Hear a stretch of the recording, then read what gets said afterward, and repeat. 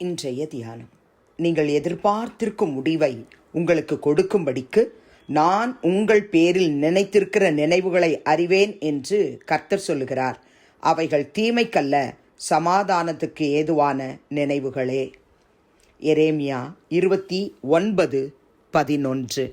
ஆண்டவரும் இரட்சகருமாகிய இயேசு கிறிஸ்துவின் நாமத்தினாலே இந்த காலை வேளையிலே இன்றைய தியான நிகழ்ச்சியின் வாயிலாக உங்கள் ஒவ்வொருவரையும் சந்திப்பதில் நான் கிறிஸ்துவுக்குள் மிக்க மகிழ்ச்சி அடைகிறேன். பிரியமானவர்களே, கர்த்தர் சொல்லுகிற வார்த்தை ஒவ்வொரு கர்த்தருடைய பிள்ளைகளுக்கும், இஸ்ரவேல் ஜனங்களுக்கு அவர்களுடைய அடிமைத்தனத்தில் இருக்கும் பொழுது அவர்களை பாபிலோனில் இருந்து 70 வருஷத்துக்கு பிறகு அவங்கள நான் சந்தித்து அவங்கள இவ்விடத்துக்கு திரும்பி வர பண்ணும்படிக்கு உங்கள் மேலே என் நல்வார்த்தையை நிறைவேற பண்ணுவேன்னு கர்த்தர் சொல்லுகிறார். அந்த வார்த்தைக்கு அடுத்த வசனம் சொல்லுகிறது, நீங்கள் எதிர்பார்த்திருக்கும் முடிவை கர்த்தர் ஒவ்வொரு கர்த்தருடைய பிள்ளைகளுக்கும் இன்னைக்கும் சொல்றார்.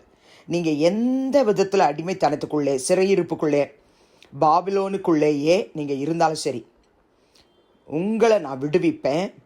நீங்கள் எதை எதிர்பார்த்து கொண்டிருக்கிறீங்க அந்த முடிவை உங்களுக்கு கொடுக்கும்படிக்கு நான் கர்த்தராகிய நான் உங்கள் பேரில் நினைத்திருக்கிற நினைவுகளை அறிவேன் என்று கர்த்தர் சொல்லுகிறார். அவர் நம்ம பேரில் நினைச்சிருக்கிற நினைவுகளை அறிவேன் என்று கர்த்தர் வாக்கு கொடுக்கிறார். என் அன்பு சகோதரனே, சகோதரியே, நம்மேல் நினைவாயிருக்கிற ஒரு தேவனை நாம் தெய்வமாக கொண்டிருக்கிறோம் என்று சொன்னால் நம்மை போல பாக்கியம் உள்ளவர்கள் இந்த பூமியிலே ஒருவரும் கிடையாது, ஒருவரும் கிடையாது. தேவனாகிய கர்த்தர் அவருடைய நினைவுகளை, நம் பேரில் அவர் வைத்திருக்கிற நினைவுகளை அவர் அறிந்து இந்த நாளிலே, மகளே, மகனே, நான் உன்னுடைய வாழ்க்கையில் சமாதானத்துக்கு ஏதுவான ஒரு முடிவை உனக்கு கொடுக்க உன் பேரில் நான் நினைவாயிருக்கிறேன்னு சொல்கிறேன். நீ எதை நினச்சி எத்தனை வருஷமா, எத்தனை மாதமா கண்ணீரோடு ஜெபித்து கொண்டிருக்கிறாய்? தனிப்பட்ட ஆசீர்வாதத்துக்காக, குடும்ப ஆசீர்வாதத்துக்காக, படிப்பிற்காக, வேலைக்காக, விவாகத்திற்காக, கற்பத்தின் கனிக்காக, கடன் பிரச்சனையிலிருந்து விடுதலைக்காக, பிசாசின் பிடியிலிருந்து விடுதலைக்காக, அபிஷேகத்திற்காக, ஊழியத்திற்காக, எதற்காக நீ ஜெபித்து கொண்டிருக்கிறாய்?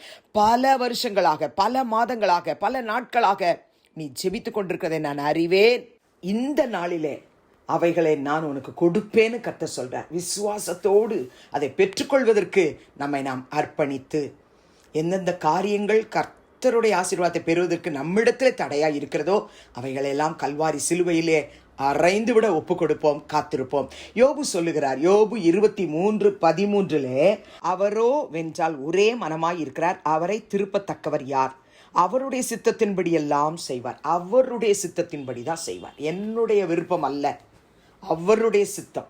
நம்ம ஜெபம் பண்ணி கொண்டிருந்தா கூட ஆண்டவருடைய சித்தம், இதை என் மகளுக்கு கொடுத்தா, இதை என் மகனுக்கு நான் கொடுத்தா அவர்கள் என்னோடு சஞ்சரிப்பார்கள், என்னை விட்டு வழி விலகாதபடிக்கு இருப்பாங்கன்னு அறிஞ்சு அவர் அவருடைய சித்தத்தின்படி நமக்கு கொடுக்க வேண்டும் என்று வைத்திருக்கிறதை நிச்சயமாய் நிறைவேற்றி முடிப்பார். சங்கீதக்காரனாகிய தாவீது 33 சங்கீதம் 11 கர்த்தருடைய ஆலோசனை நித்திய காலமாகவும் அவருடைய இருதயத்தின் நினைவுகள் தலைமுறை தலைமுறையாகவும் நிற்கும் என்று சொல்லுகிறார். ஆம், எனக்கு அன்பானவர்களே, கர்த்தருடைய ஆலோசனை தான் அது நித்திய காலமாக என்னுடைய வாழ்க்கையில், அவருடைய இருதயத்தின் நினைவுகள் தலைமுறை தலைமுறையாக நிற்கும் என்ற வார்த்தையின்படி நமக்கு எல்லாவற்றையும் கர்த்தர் வாய்க்க செய்வார். பிரியமானவர்களே, அதைத்தான் ரொம்ப தெளிவா ஏசாயா எழுதும் பொழுது 46 10-11 ஆகிய வசனத்தில், அந்தத்தில் உள்ளவைகளை ஆதி முதற்கொண்டும் இன்னும் செய்யப்படாதவைகளை பூர்வ காலம் முதற்கொண்டும் அறிவிக்கிறேன்,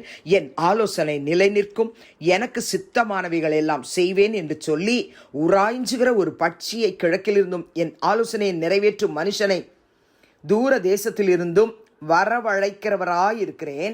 அதை சொன்னேன், அதை நிறைவேற்றுவேன், அதை திட்டம் பண்ணினேன், அதை செய்து முடிப்பேன். கர்த்தருடைய பிள்ளைகளே, கர்த்தர் நம்முடைய வாழ்க்கையில இந்த வசனத்தின்படி அவர் எதை சொன்னாரோ அதை நிறைவேற்ற போகிறார்.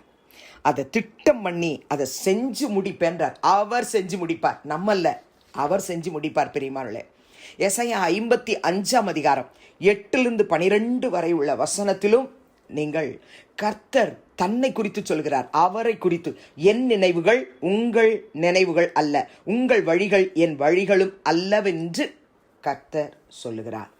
அவருடைய நினைவு, அவருடைய வழி, அதில் நம்மளை கொண்டு போவார். பூமியை பார்க்கிலும் வானங்கள் எப்படி உயர்ந்திருக்கிறதோ அப்படியே உங்கள் வழிகளை பார்க்கிலும் என் வழிகளும் உங்கள் நினைவுகளை பார்க்கிலும் என் நினைவுகளும் உயர்ந்திருக்கிறது. மாரியும் உறைந்த மழையும் வானத்திலிருந்து இறங்கி அவ்விடத்துக்கு திரும்பாமல் பூமியை நனைத்து அதில் முளை கிளம்பி விளையும்படி செய்து விதைக்கிறவனுக்கு விதையையும் புசிக்கிறவனுக்கு ஆகாரத்தை கொடுக்கிறது எப்படியோ அப்படியே என் வாயிலிருந்து புறப்படும் வசனமும் இருக்கும்.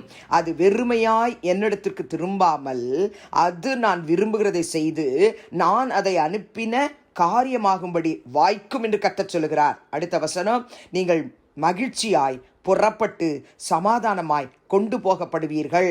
பர்வதங்களும் மலைகளும் உங்களுக்கு முன்பாக கம்பீரமாய் முழங்கி வெளியின் மரங்கள் எல்லாம் கை கொட்டும். கர்த்தர் இந்த ஆசீர்வாதங்கள் நமக்கு கொடுக்கும்படி ஜெபிக்கலாமா? பரலோக பிதாவே, இயேசுவின் நாமத்தில் இந்த காலையில நம்முடைய சமூகத்துக்கு நாங்கள் வருகிறோம்.